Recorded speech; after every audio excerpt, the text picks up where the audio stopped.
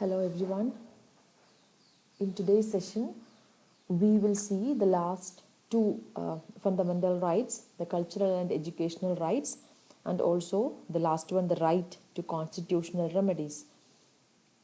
Now, to begin with cultural and educational rights, Articles 29 and 30 deal with cultural and educational rights. Articles 29 and 30.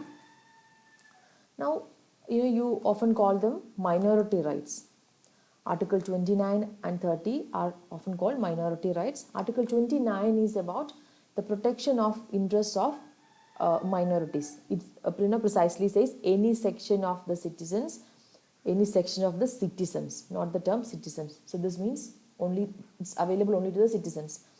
Having a distinct language, script, or culture can protect the same. So any section of the citizens having a distinct language, script, or culture, they can protect it.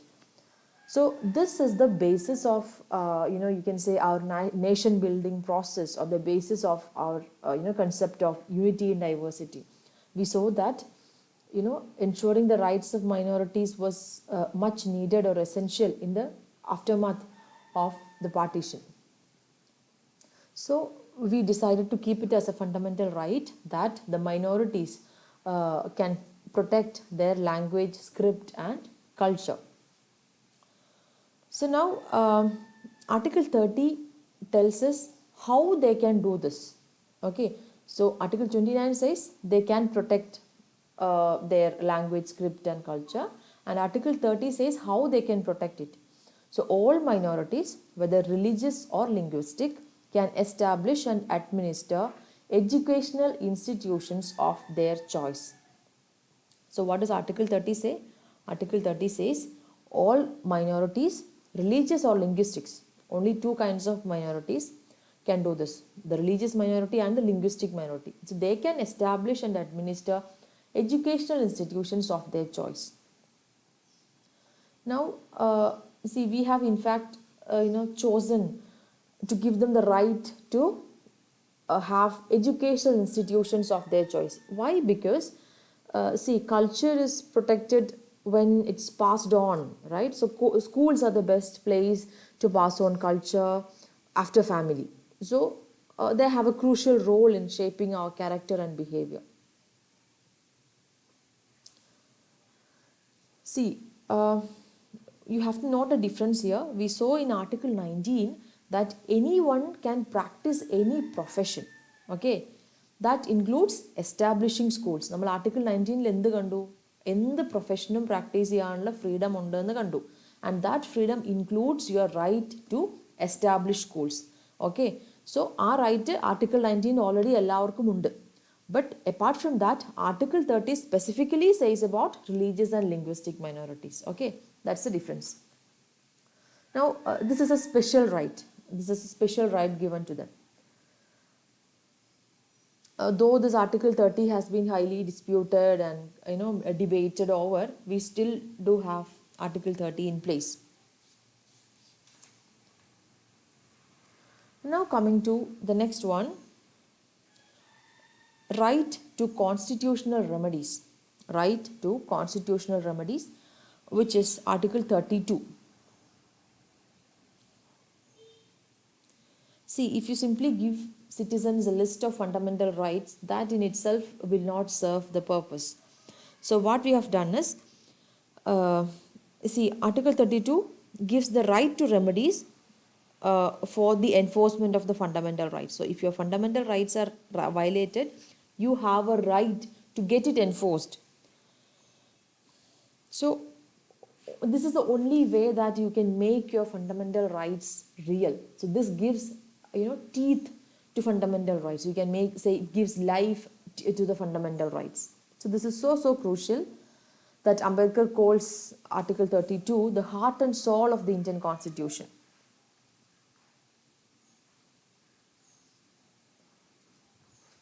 See, earlier till around 1980s, we had the concept that only those individuals whose rights are violated can approach the Supreme Court. So if your rights are violated, you may approach the Supreme Court to get your rights enforced.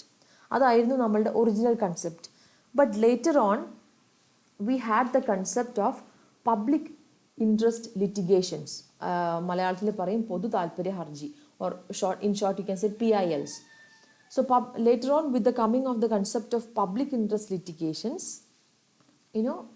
now the stand is that not only those whose rights are violated can approach the court, but even a public spirited citizen can go to the court on behalf of the public, on behalf of those whose rights are violated. For example, mostly you see in environment related cases, people filing a public interest litigation. You are trying to protect the interest of the public. Okay, so not only the individual's interests are protected, but interest of the public is also protected. So any public spirited person can do. So original concept എന്തായിരുന്നു? Only whose rights are violated, only they may seek the remedies. But today the concept is that any public spirited or public interested person can approach with a public interest litigation to protect public interest. Now this was a late development that happened only lately in the Indian judiciary. See, this concept of public interest litigation, or PIL, was possible only because of a very liberal interpretation of Article 32. Article 32 says you have the right to get your fundamental rights enforced. So now, with a very liberal interpretation of Article 32, see, if you want to know what is liberal interpretation, we saw in one of the previous videos that we saw how this term liberty or freedom has been liberally or widely interpreted by the judiciary, so that they came up with a law, list of inferred rights, like your right to life includes right to quality life, right to nutrition, right to good health, right to clean air and water, right to clean environment. So I was just giving you example for a liberal interpretation of the word liberty or freedom. The same way, this Article 32, right to constitutional remedies, has been very liberally interpreted, so that you can have the scope of Article 32 expanded.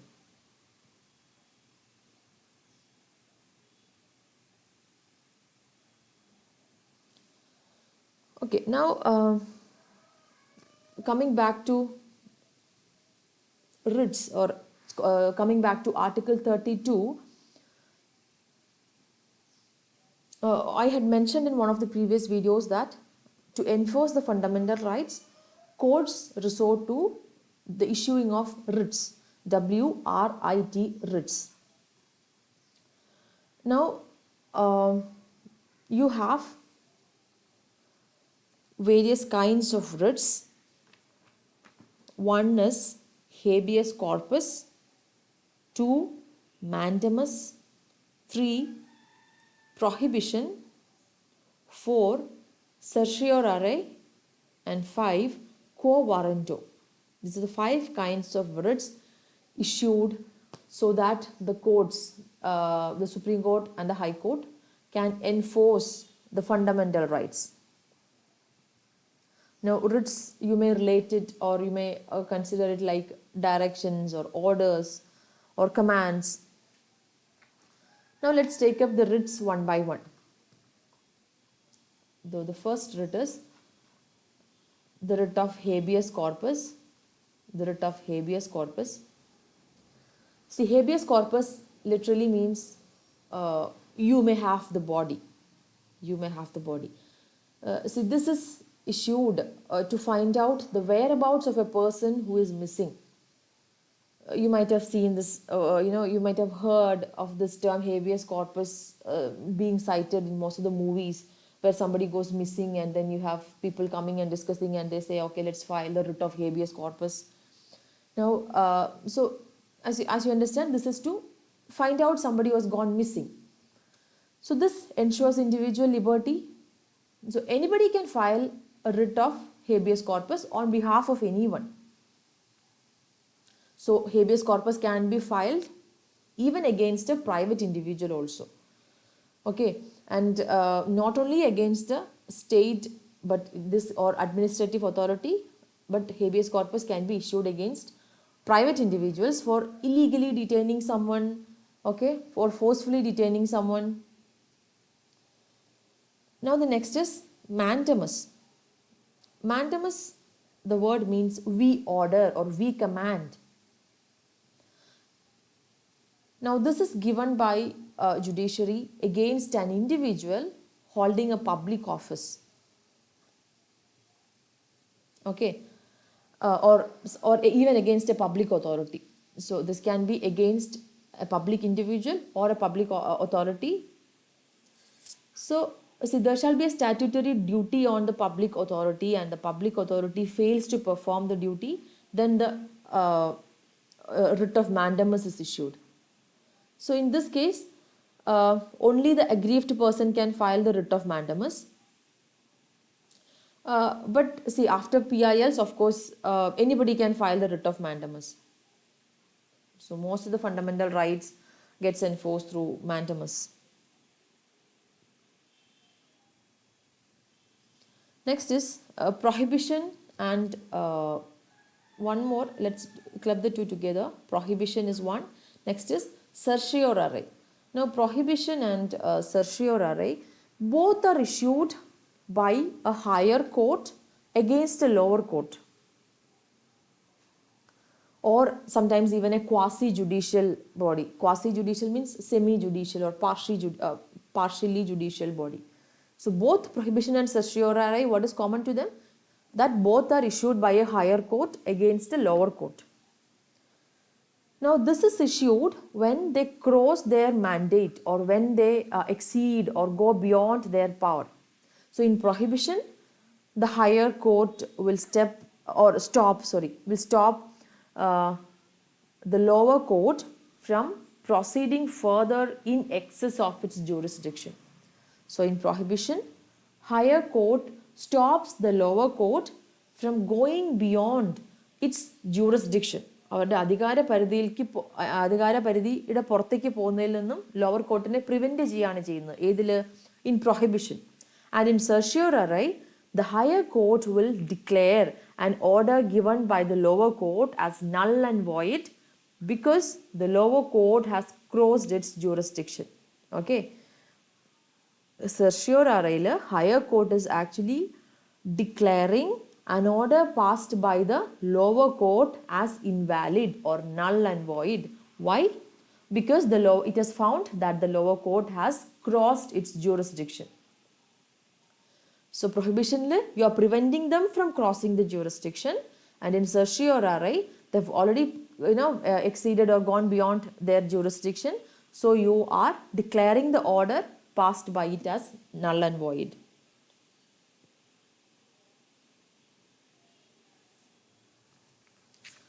Now in quo warranto,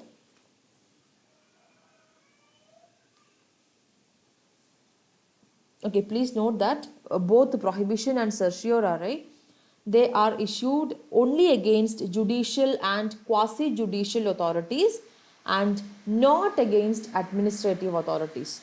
Okay, so both the writ of certiorari and prohibition, they are issued against judicial and quasi-judicial authorities and never against administrative authorities.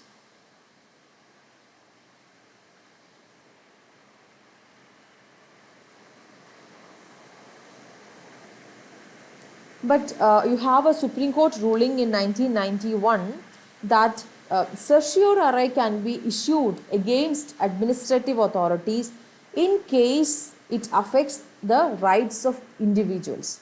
So there is an exemption there. Now moving on, next is quo warranto. Quo warranto literally means by what authority or by what warrant. Okay. So it's simply asking what is your authority. Okay, so this is filed against individuals holding public office, and this is to ensure that persons are qualified to hold the office. Okay, so anybody can file a quo warranto against any public authority. So it in quo warranto, when quo warranto is issued, the court is actually inquiring into the legality of the claim of a person to public office. By what authority are you holding this public office?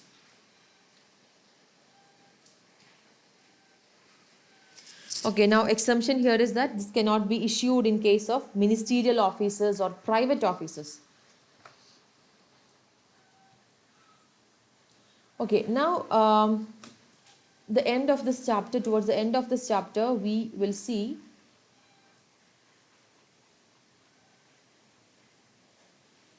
some of the criticisms against the list of fundamental rights.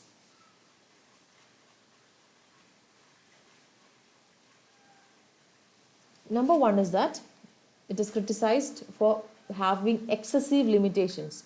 We saw that all our fundamental rights have got certain limitations, or none of them are absolute, right? So that is one criticism. Number two is, no socio-economic rights, which means all our fundamental rights are basically political rights. They do not include social and economic rights. Next criticism is the lack of clarity. So a lot of terms have been left undefined, like the term minorities, public order, reasonable restriction, very classic example. The state can decide what is a reasonable restriction on your fundamental right. Next is no permanency, which means we saw that a parliament can curtail some of your fundamental rights during extraordinary situations, or fundamental rights may even be removed. For example, you got the fundamental right to property removed from the list of fundamental rights, so they are amendable. So there is no permanency. Next is suspension during emergency. We saw that during the operation of national emergency, the president can suspend some of your all your fundamental rights except articles 20 and 21. So that is again another criticism, because people believe, or critics believe, that fundamental rights should be enjoyable in all situations. So now all your fundamental rights except articles 20 and 21 may be suspended during the operation of a national emergency. Now what was 20 and 21? Article 20 was about your rights during arrest and detention, and Article 21 is about your right to life and liberty. Now another criticism is that the remedy in case of the violation of fundamental rights is expensive, because you have to approach the judiciary, and then you have the concept of preventive detention, which says that, or people who truly believe, or who are in liberal democracy, they say preventive detention should not be included. But we do have it in India. Preventive detention we have. Then the last criticism is that we do not have a consistent philosophy on which we have based our fundamental rights. So they say a consistent philosophy is necessary, so that the judiciary, be it the Supreme Court or the High Courts, they can come back to it and use it as a reference when it comes to interpretation of your fundamental rights. So no consistent philosophy. So this is about our chapter on fundamental rights. Please go through all our videos, and please go through the reading material. See, the reading material that I have shared is a little elaborate, is a little too elaborate. So make sure that you read only those things that are relevant to our discussion. So stick on to whatever we have discussed.